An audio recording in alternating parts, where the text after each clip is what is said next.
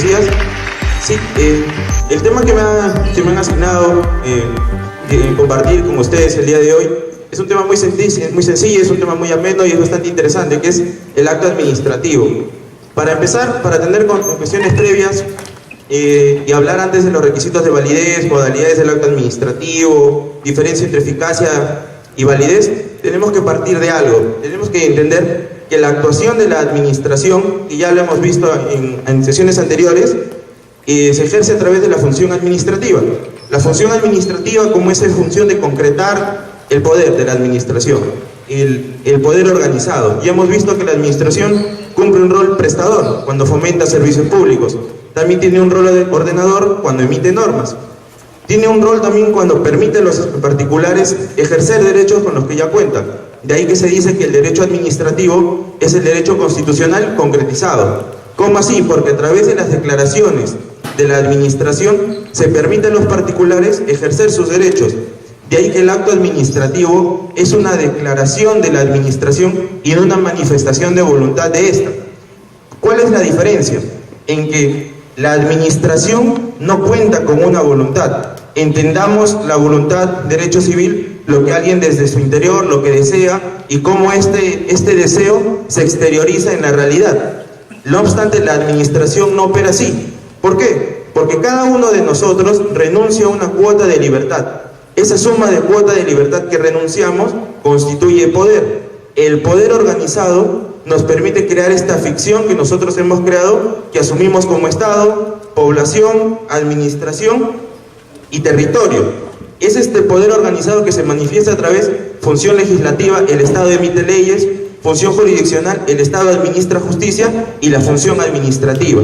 Entonces, el Estado, creado esta ficción, constituye como un medio que nosotros hemos creado para poder convivir en sociedad.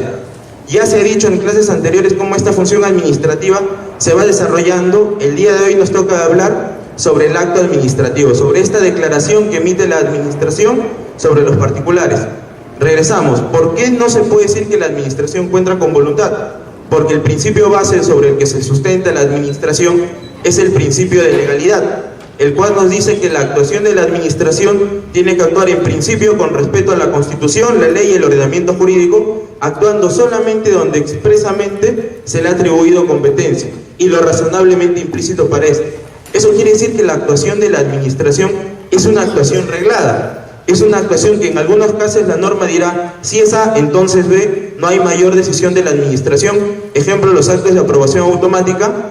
Y en otros sucesos, la administración tendrá un ámbito de decisión, lo que nosotros conoceremos como discrecionalidad. ¿Por qué no arbitrariedad? Porque la arbitrariedad significa un actuar sin dar justificación, sin dar motivación, sin dar argumentos. La administración está obligada en aquellos espacios donde tengan, si es A, entonces puede ser B, puede ser C, puede ser D, puede ser procedente, puede ser improcedente, puede ser fundado, puede ser infundado, como pueda ser el caso. Entonces la administración, para dotar de contenido a esta decisión discrecional, tiene un elemento esencial, que es la motivación, que es lo que vamos a ver en unos momentos. El acto administrativo, entonces, no puede ser entendido como una manifestación si tenemos que el Estado no cuenta con voluntad, que es poder organizado y está ejerciendo el principio de legalidad. Entonces, la administración, en principio, emite declaraciones. El acto administrativo, entonces, es una declaración. Ahora, mucho se dice que el acto administrativo es un tipo de acto jurídico. Lo escucho a mis amigos civilistas siempre decir lo mismo. Y no es así. El acto jurídico es parte del interés particular, del derecho a libertad, la facultad de contratar, lo que fuera de los particulares, es derecho a intereses privados. El acto administrativo parte de plano que es ejercicio de función administrativa, es ejercicio de poder, principio de legalidad. En un acto administrativo puede haber acuerdo de las partes, puede ser bilateral, puede ser trilateral, puede ser unilateral, puede ser oneroso, a título gratuito, a modalidad o no. El acto administrativo siempre es unilateral. ¿Por qué? Si yo he visto que yo deseo una licencia de funcionamiento y me la dan, yo quería la licencia, la administración me la dio, hubo acuerdo de voluntades, no lo hubo. Lo que hubo es ejercicio de derecho de petición a la administración, dependiendo cómo está regulado el procedimiento regular para emitir este acto administrativo, es decir, licencia, autorización, la administración dice, cumplidos los requisitos, corresponde otorgar decisión de la administración. En algunos casos, aprobación automática, en otros, procedimiento de evaluación previa. Entonces, el acto administrativo vendría a ser aquella declaración unilateral solamente de la administración que afecta ¿a quién? Afecta la situación jurídica individual del administrado, del particular que entra en contacto con la administración. Yo me vuelvo administrado en el momento en que me cruzo con la administración, cuando ya sea porque le solicito algo a la administración o porque la administración va contra mí. De ahí que tenemos procedimientos que son iniciados de abajo arriba, de arriba abajo. Quiere decir que yo le pido derecho de petición a la administración o que la administración me inicie un procedimiento de oficio. Tenemos un procedimiento sancionador, un procedimiento de nulidad de oficio, un procedimiento de revocación. Entonces, por la modalidad en que se emiten los actos administrativos, vamos a verlos con diferentes procedimientos. Ahora también, ¿cómo puede ser compatible una definición, digamos, tradicional de acto administrativo con los diferentes tipos de procedimientos? Porque la definición de acto administrativo viene a ser declaración unilateral de la administración que afecta una situación jurídica del administrado, entendiendo la situación jurídica individual como el conjunto de derechos y obligaciones que le asisten a un particular, persona natural o jurídica, en un momento y en un tiempo determinados. ¿Qué quiere decir? Si yo pido la licencia de funcionamiento y me lo otorgan hoy, el derecho lo adquiero yo hoy, desde el día que he sido notificado, salvo que el acto administrativo diga que tiene eficacia anticipada. ¿En dónde ejerce ese derecho? Donde se me haya otorgado la autorización en las condiciones que diga el acto administrativo. Quiere decir, en un espacio territorial donde la administración, digamos la municipalidad, la que fuera, ejerce el ámbito de su competencia. Entonces es a partir de ese momento, en ese lugar, donde yo particular ejerzo el derecho otorgado por la administración mediante el acto administrativo. Ya lo han visto en algunas sesiones, solamente hagamos un pequeño checklist de los tipos de procedimientos que podemos comentar. Tradicionalmente se revisa la ley de procedimiento y se dice que solamente hay dos tipos de procedimientos: el general y los especiales, literal y sancionador. Sin embargo, si nosotros podemos revisar un poco a detalle el tubo del LPAC, podemos advertir que por la cantidad de actores y no de partes, podemos entender el procedimiento como procedimientos bilaterales y procedimientos trilaterales. ¿Cómo así? Los procedimientos trilaterales, tradicionalmente, reclamante, reclamado y la administración, pero son tres partes: administración, reclamante y reclamado. No es así, porque la administración en un procedimiento trilateral no es parte, es un tercero que resuelve una controversia. De ahí que es propio decir que hay tres actores más solo dos partes, y la administración en este caso resuelve una controversia, haciendo la tingencia del tubo del LPAC, que si bien se inicia con la reclamación, es posible que exista un trilateral de oficio, donde la propia administración, advirtiendo que hay un interés difuso colectivo que es vulnerado, inicia el procedimiento. ¿Y cuáles serán los otros tipos de procedimientos bilaterales? Como los comentábamos hace un momento, los que pueden ser iniciados por pedido de parte o de oficio por la administración. Aquellos que son a solicitud de parte también los podemos subdividir: aquellos que están sujetos a la aprobación automática y aquellos que están sujetos a la evaluación previa de la administración. Y podemos dividirlo aún más: los que están sujetos bilaterales de evaluación previa están sujetos todavía a silencio positivo o a silencio negativo. Mientras que los procedimientos bilaterales de oficio, ya la propia ley de procedimiento lo ha dicho, son la rectificación de errores cuando la administración advierte que en un acto administrativo hay un tema gramatical, de forma, que no afecta a la decisión. Tengamos en cuenta que esta modalidad de rectificar un acto administrativo solamente puede hacer en aquellos casos donde pueda ser advertible fácilmente que es un defecto de forma. Si varía de alguna manera algún extremo de la decisión, ya estamos en un tema de fondo y la revisión del acto administrativo puede ejercerse por la vía recursiva, por el propio ejercicio de los recursos administrativos presentados por los administrados, o por la vía de la nulidad de oficio que le asiste a la administración, o en último caso el pedido de nulidad por lo que es la acción de lesividad al Poder Judicial. Entonces tenemos en la revisión de oficio la rectificación de errores, la nulidad de oficio, la revocación y el procedimiento administrativo sancionador. Todos, sin embargo, encontramos actos administrativos. En algunos procedimientos habrá un acto administrativo que dé inicio. Esto siempre sucederá en los procedimientos de oficio, más no en los de pedido de parte, porque en los procedimientos a pedido de parte yo presento una solicitud, manifiesto el ejercicio de mi derecho de petición. Entonces, El acto administrativo va a tener una definición muy interesante que aplica a todos los procedimientos.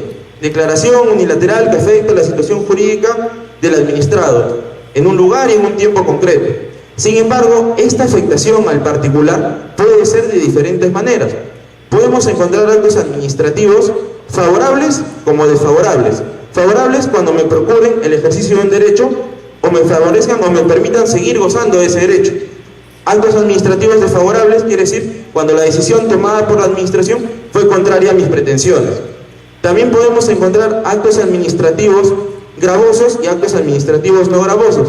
¿Qué quiere decir? Que hay actos administrativos que a veces trasladan una obligación al particular. Entendemos esto cuando se imponen medidas correctivas, por ejemplo. Entonces, el acto administrativo, partimos de plano, es una declaración, no es una manifestación de voluntad. Algunos autores plantean que sí, que la administración tiene una decisión, que tiene una voluntad. Esto lo planteó creo el profesor Cristian Guzmán Napurí, porque esto no tiene mucho sentido entendiendo a la administración bajo el amparo del principio de legalidad, o siendo un poco más de plano, como dice la doctrina, al principio de juridicidad, donde toda actuación de la administración tiene que ser concordante con lo señalado en la Constitución. De ahí que el derecho administrativo es reflejo de la administración, como parte concretizadora. Entonces, si admitiéramos que la administración tiene una decisión, tiene una voluntad, ¿cómo ejerce esta voluntad? De ahí que la administración, incluso cuando contrata, actúa ejerciendo poder público, no actúa a título particular, sino tendríamos que decir que la administración tiene una cara privada y una cara pública, pero la administración sigue siendo ejercicio de poder, y el poder siempre está sujeto a control, y el control se ejerce a través del principio de legalidad. La legalidad obliga a algunos extremos a la motivación como interdicción a la arbitrariedad de la administración cuando toma decisiones en los actos administrativos. Entonces, para hablar de voluntades, lo que deseo o no deseo, y la actuación de la administración es una actuación reglada. Ya entendiendo un poco qué podemos entender del acto administrativo, si tienen su ley a la mano, podemos empezar a hablar un poco ya de los requisitos de validez de los actos administrativos. El primero de todos es la competencia. ¿Quién me puede explicar qué significa ser competente? ¿Nadie?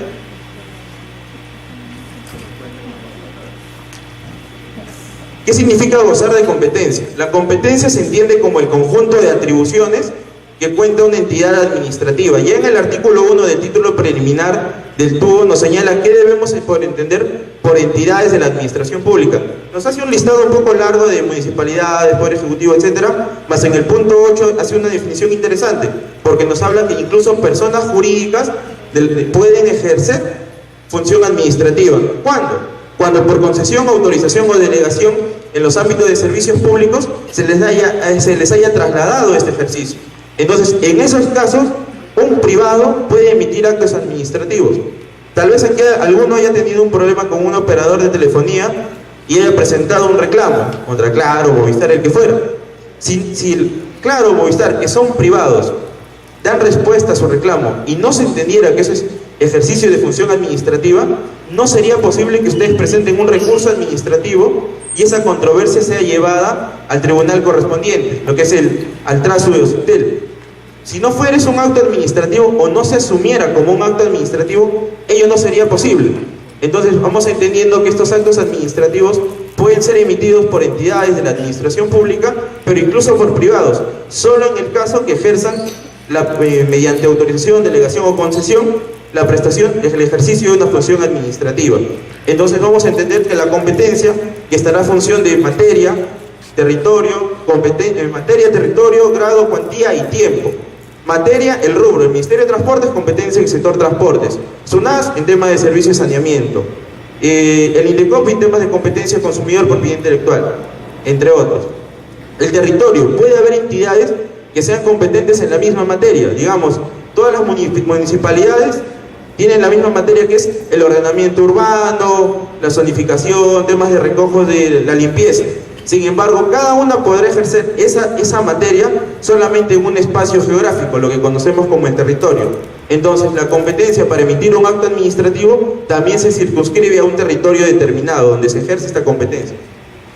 El tiempo es muy importante, porque hay facultades que la administración puede ejercer solo en determinados momentos.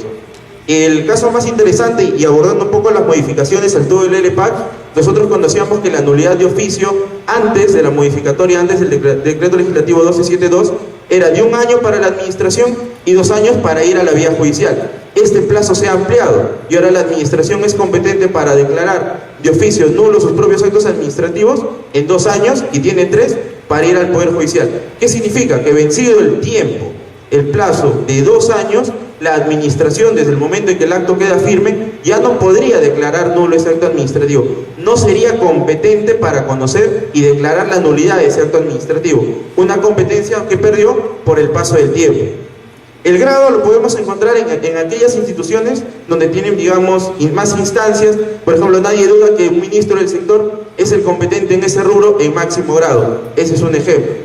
Y la cuantía la podemos encontrar cuando se haya hecho una valorización económica de la controversia o de las pretensiones que estén en discusión. Esto lo podemos ver típicamente en el INDECOPI, en la organización que tienen las ORPs, el órgano resolutivo de procedimientos sumarísimos, que sería competente solamente cuando la discusión no supere las 3 UITs. Si no supera las 3 UITs, es competente para conocer esa controversia la ORPs. Y si superara las 3 UITs, directo a comisión. Entonces estamos entendiendo que en función a la valorización económica de lo que esté en discusión, determinado órgano sería competente para conocer el procedimiento, para iniciarlo, ejercer su tramitación y posteriormente emitir el acto administrativo que dé fin a un procedimiento administrativo. Ahora, el objeto o contenido del acto administrativo es, ¿qué significa? ¿Qué debe entenderse por el objeto o contenido? Si yo compro, por ejemplo, una revista de deportes, sé que el contenido es deportes. Ni siquiera tengo que abrir la revista para saber de qué trata. De la misma forma tiene que pasar con un acto administrativo.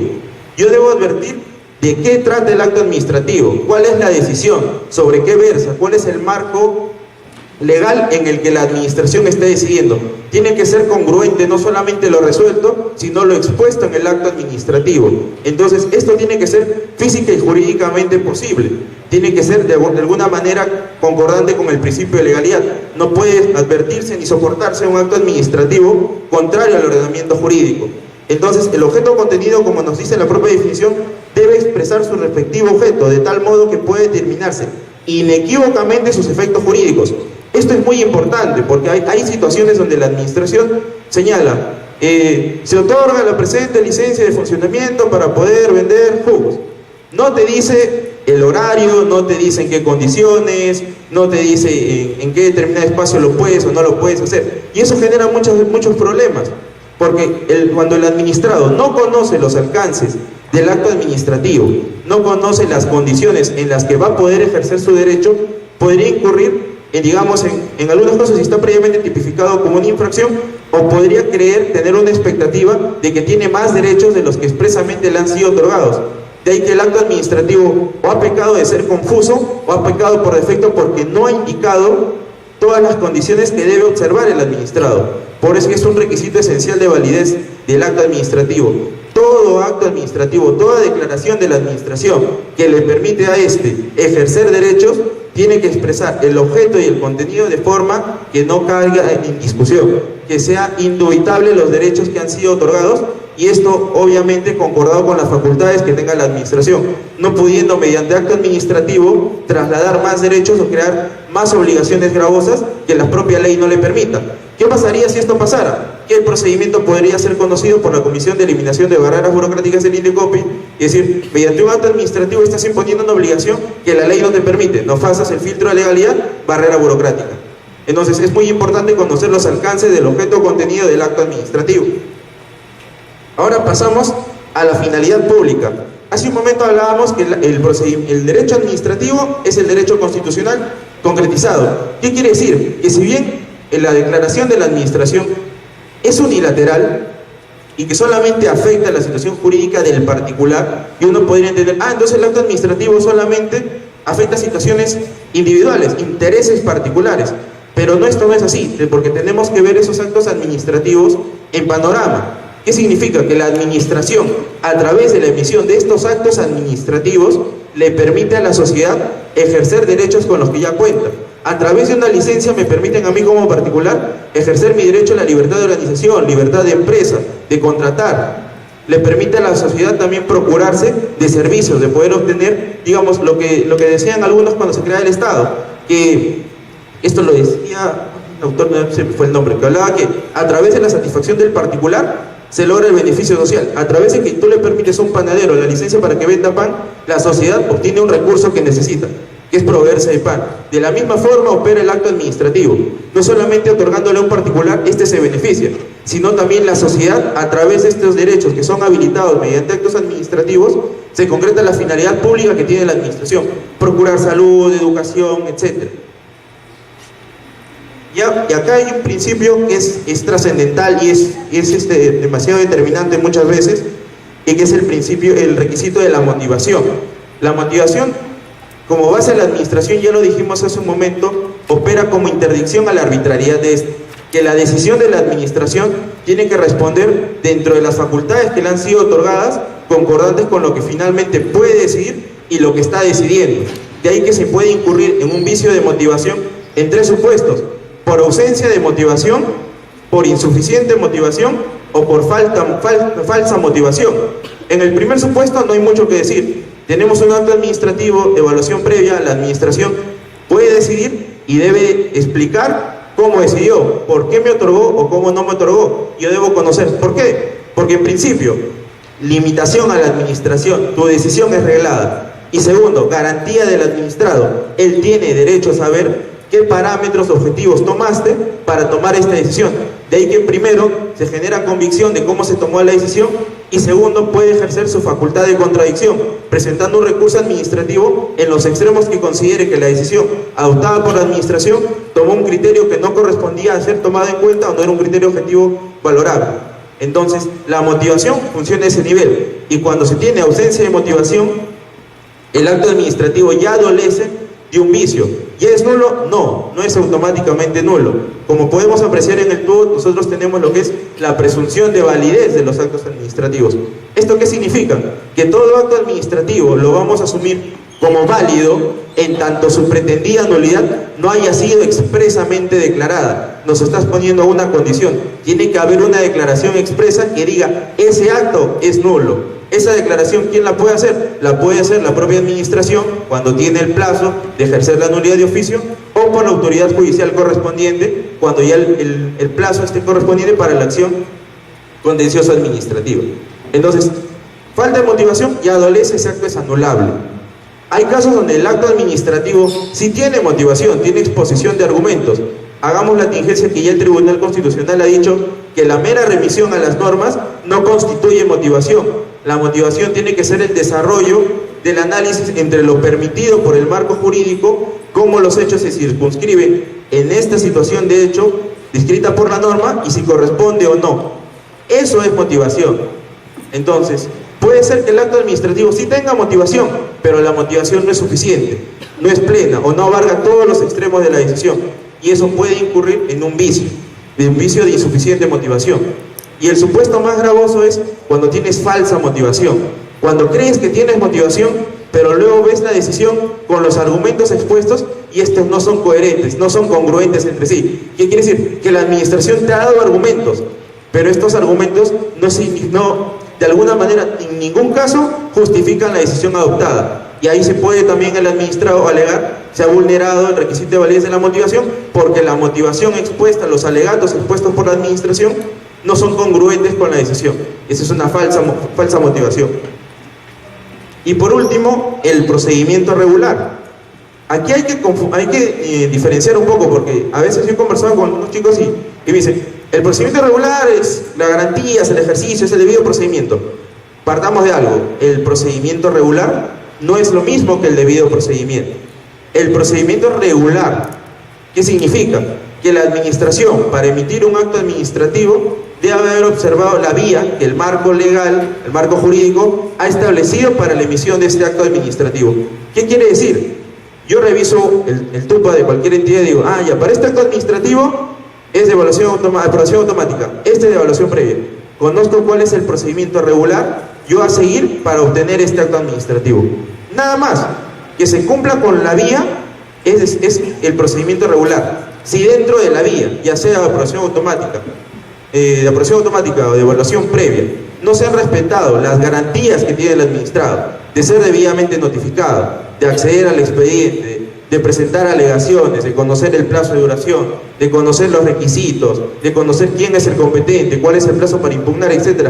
Si durante la tramitación no se le ha permitido al administrado garantizar los derechos que tiene, eso es debido procedimiento. Y eso también puede constituir un vicio del acto administrativo, pero no es el vicio del procedimiento regular. El procedimiento regular solamente es si la administración siguió la vía correspondiente para la emisión del acto administrativo. Ahora, teniendo todos los requisitos de validez del acto administrativo, cabe preguntarnos, cuando el acto administrativo se ha respetado la competencia, el objeto de contenido, la finalidad pública, la motivación, el procedimiento regular, ¿y es un acto administrativo eficaz? ¿O es válido? ¿Y es lo mismo la validez que la eficacia? ¿O están conectadas entre sí o son independientes? Entonces, partamos de algo, que un acto administrativo sea válido solamente nos quiere decir que el acto administrativo al momento de ser emitido ha cumplido con respetar los requisitos esenciales de validez. Aún no ha surtido efectos. ¿Cuándo va a surtir efectos? A través de una actuación material, que es la notificación.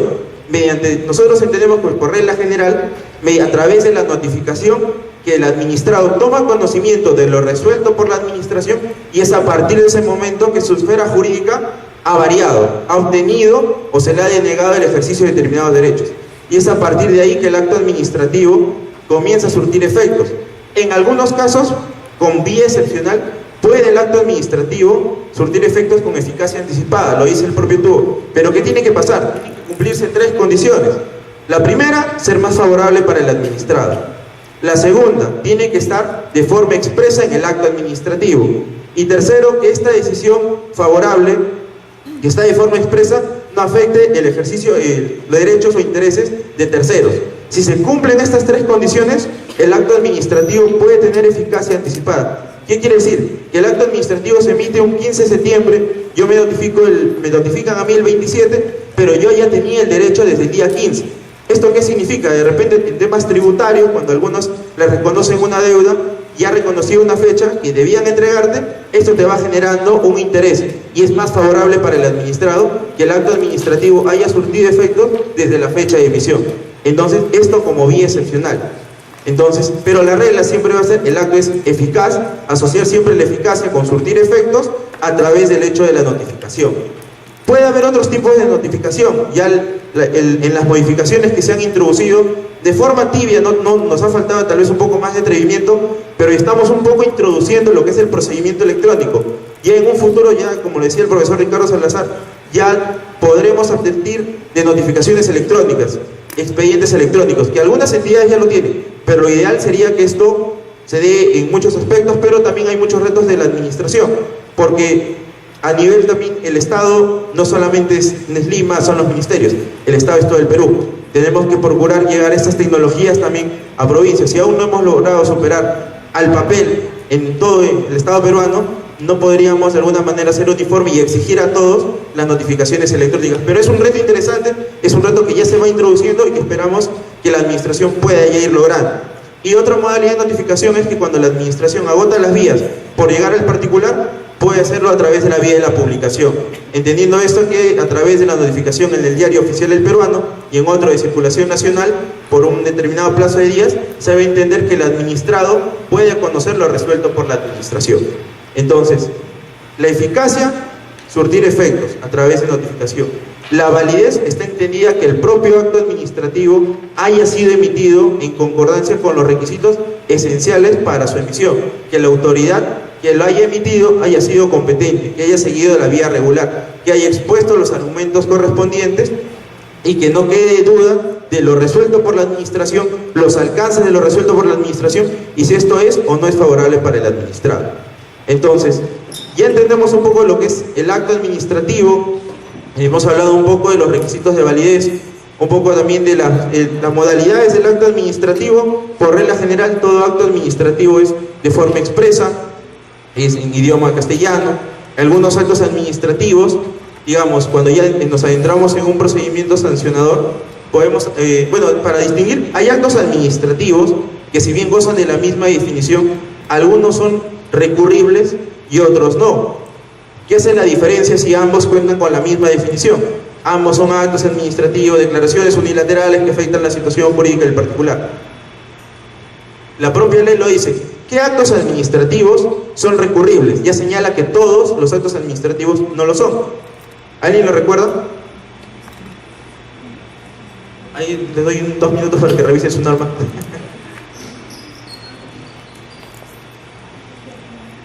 A ver, un todo el LPAL que me diga qué actos son recurribles. Solamente son recurribles aquellos actos administrativos que en principio den fin al procedimiento. Aquellos actos que inician propiamente no pueden ser contradecidos porque no han afectado, no te han grabado, no han resuelto, solo te han puesto en conocimiento de lo imputado o sobre el alcance del procedimiento. Entonces, por regla general, solamente puede ser recurrible aquellos que pongan fin. ¿Por qué? ¿Por qué no pueden ser recurribles los demás?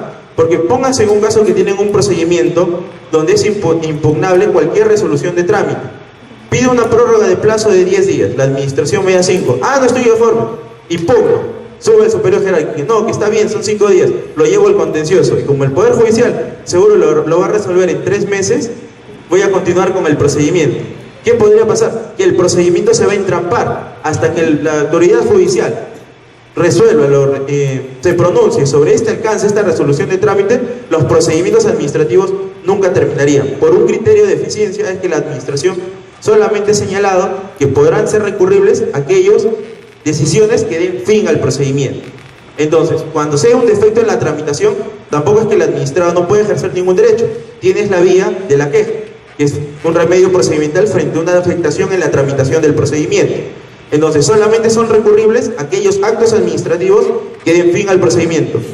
¿Pero siempre será así? No, también pueden ser impugnables otros actos administrativos que no den fin. ¿En qué supuestos? Aquellos que determinen la imposibilidad de continuar con el procedimiento o me generen indefensión. Estos que en principio no son impugnables, la propia ley nos dice que sí podrían serlos, pero tienen que acreditarse ellos. Que me imposibiliten poder continuar con el procedimiento o que me generen indefensión y que en principio al no poder ser recurribles no podría defender. Entonces, estos son los actos administrativos que son impugnables. Entonces vamos viendo, hay actos administrativos favorables, hay actos administrativos desfavorables, hay actos gravosos, trasladan una obligación, una medida correctiva, hay actos administrativos que no son gravosos, hay actos administrativos recurribles y hay actos administrativos no recurribles. Sobre lo que hemos conversado, así a grosso modo, ¿alguna duda, pregunta, queja, sugerencia?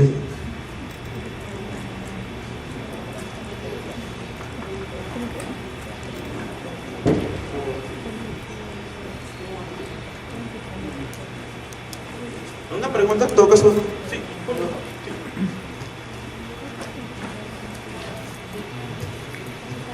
¿Hasta qué punto, puede ser válida la discrecionalidad frente a un acto con motivación insuficiente? Por ejemplo, en un expediente de Sutran que era sobre infracciones a un centro de inspección técnica vehicular, vi que la resolución que absolvía las infracciones señalaba que tratarse de infracciones que se cometieron en los primeros meses de vigencia de la norma, eran no eran sancionables. Esa era la motivación, la única motivación que había en esa resolución para absolver esas infracciones.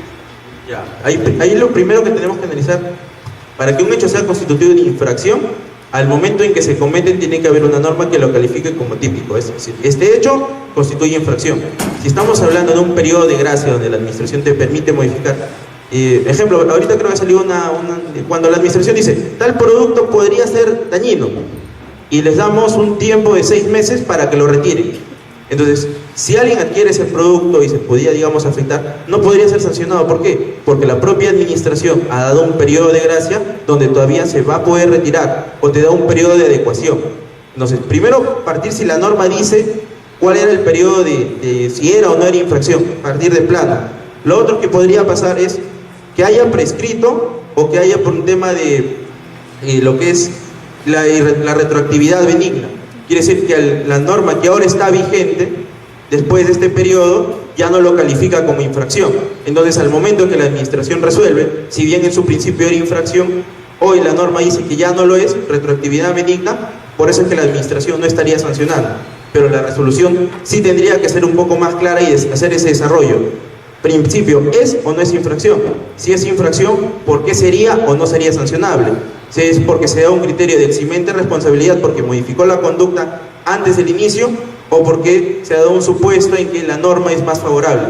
Entonces, tendrías que analizar, o por lo menos la resolución tendría que hacer ese desarrollo para que puedas tú advertir, por eso es que esta infracción, porque este hecho es infracción y es sancionable, o porque este hecho, sin principio, sí era infracción y ya no es sancionable. En este caso, por ejemplo, no desarrolló, que por qué no, pero sin embargo, o sea, las normas que generaban la infracción ya tenía como 3 años vigentes. Ya, tendría que revisar bien la norma, los plazos, porque a mí me tinca que está más ligado a un tema de prescripción que de otra cosa. Entendiéndose que la prescripción es un castigo a la propia administración que tiene un plazo para poder sancionar determinadas infracciones, que no es lo mismo que la caducidad. La caducidad del procedimiento se pone un límite para la tramitación propia del procedimiento, que tiene que ser de 3 meses, de 9 meses, y en principio prorrogable por 3 meses más. Pero esto es independiente de la prescripción de la propia infracción. La caducidad es, tenías un tiempo de 9 meses, puedes añadirlo 3 más. Tu administración no cumpliste con resolverlo en este tiempo, caducó, vuelve a iniciarlo. Y la prescripción, el cómputo no se ha suspendido. Entonces la administración también tiene ese límite, si en lo que se demoró en tramitarlo y si la administración aún todavía es competente para sancionar esa conducta. Tendrías que revisar por ahí. Por ahí te recomendaría que hagas eso. ¿Alguna otra pregunta? Sí, solamente respecto a los actos que mencionaste que son recurribles, no sé si cuando hablas de un acto que pone fin te refieres a un auto que agota la vía administrativa o un auto solamente que es resolutorio.